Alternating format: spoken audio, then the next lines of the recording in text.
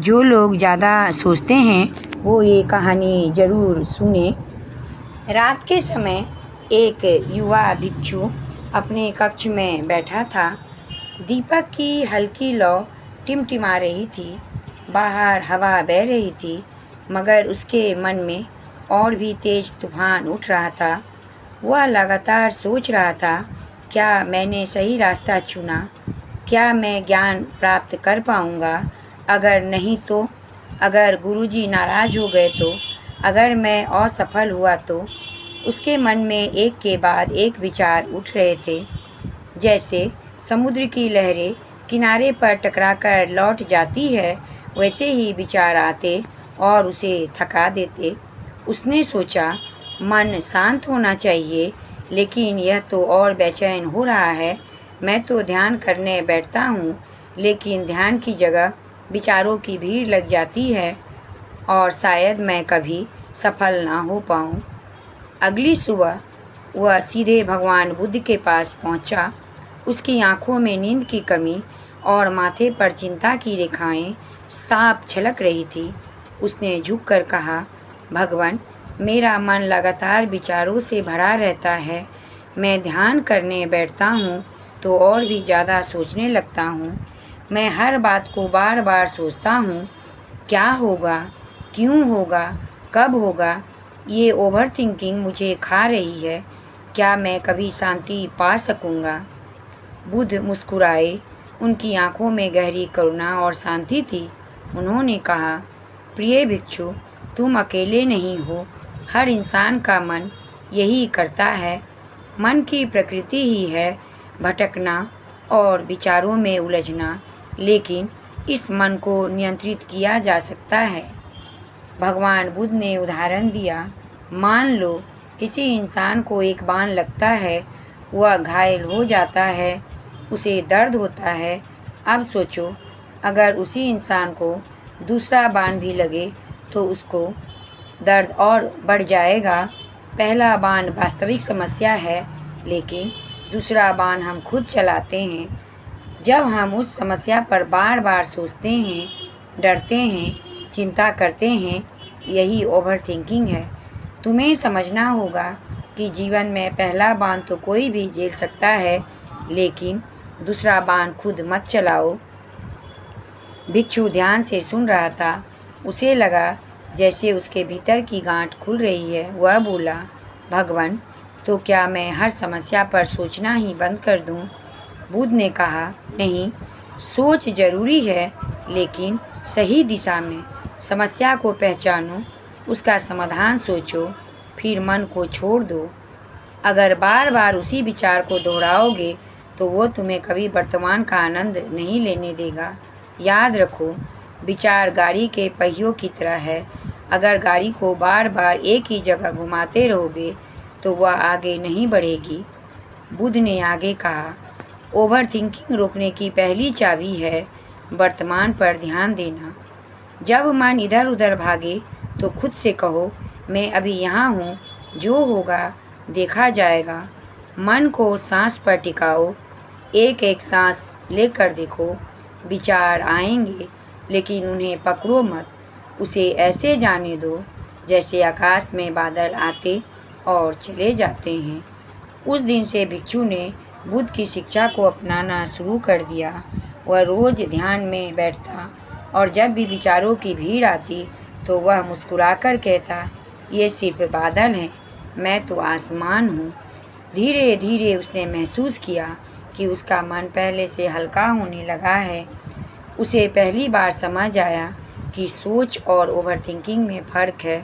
सोच समाधान लाती है, लेकिन ओवरथिंकिंग सिर्फ चिंता। भिक्षु ने बुद्ध की पहली शिक्षा अपनाई। अब वह सांस पर ध्यान देना सीख रहा था, लेकिन मन का खेल इतना आसान नहीं था। कुछ दिनों तक सब ठीक चला, लेकिन एक दिन वह परेशान होकर फिर भगवान बुद्ध के पास आया। उसने कहा, भगवान, मैं आपकी बात मानता हूँ। मैं सांस पर ध्यान करता हूँ, विचारों को बादल मानकर जाने देता हूँ, लेकिन मन है कि मानता नहीं। कभी भविष्य की चिंता करता हूँ, कभी अतीत की गलतियों को याद करता हूँ, कभी लगता है कि मैं आगे बढ़ रहा हूँ, कभी लगता है मैं फंस गया हूँ। ये मन एक भूल भुलैया जैसा क्यों है? भगवान बुद्ध शांत स्वर में बोले, प्रिय भिक्षु, मन का स्वभाव ही है भटकना। तुम देखो, हवा का काम है बहना, पानी का काम है बहना और आग का काम है जलना। इसी तरह मन का काम है विचार पैदा करना। अगर तुम ये चाहो कि मन कभी विचार ना करे तो ये संभव ही नहीं। लेकिन अगर तुम यह सीख लो कि विचारों में हमें खोना नहीं है तो तुम मुक्त हो जाओगे। और भगवान बुद्ध ने एक उदाहरण दिया। एक बार जंगल में एक बंदर ने दर्पण देखा। उसने उसमें अपनी ही छवि देखी और समझा कि कोई दूसरा बंदर है। यह छवि को उसने पकड़ने की कोशिश करता है, कभी उससे लड़ता है, कभी उससे खेलता है, लेकिन असल में तो वहाँ कुछ था ही नहीं।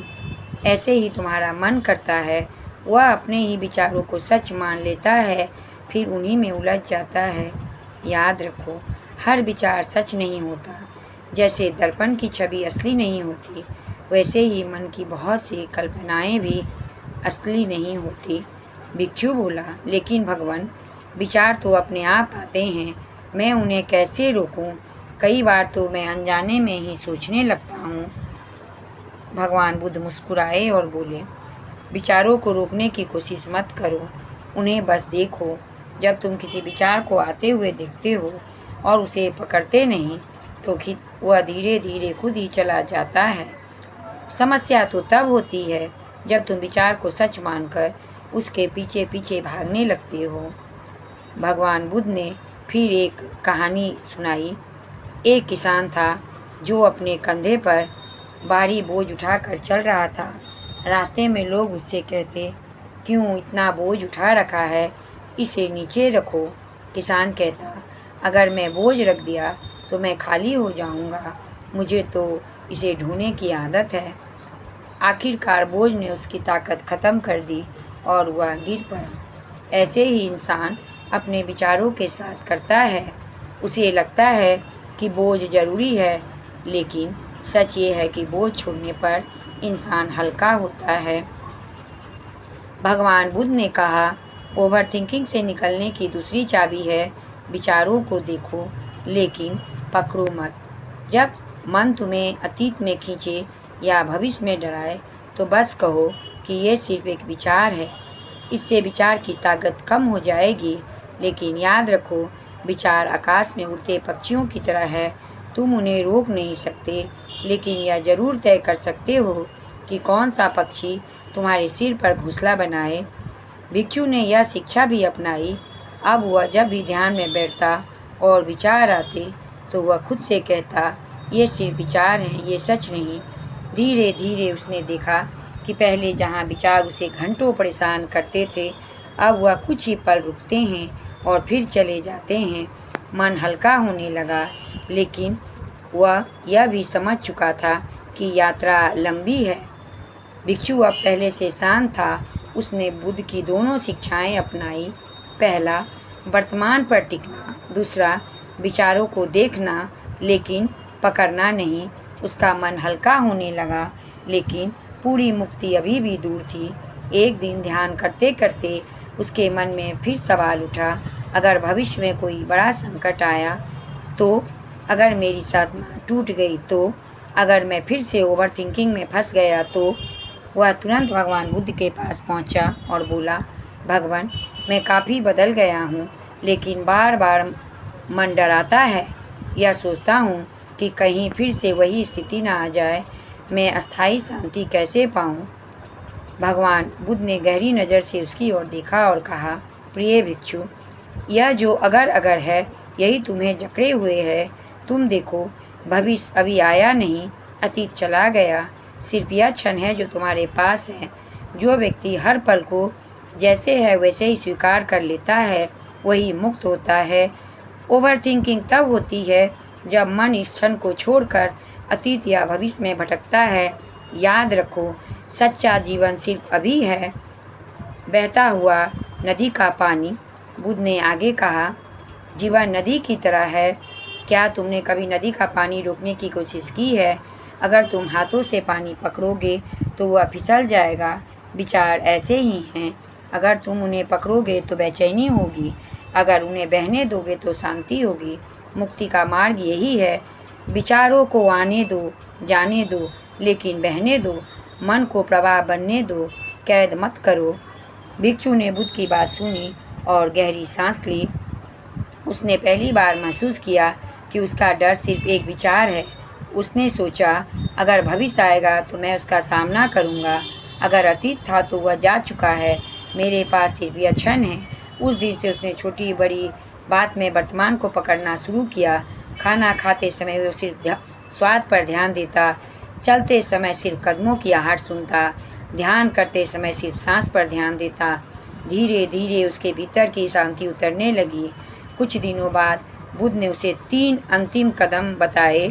पहला सचेतनता, दूसरा स्वीकार, तीसरा छोड़ना।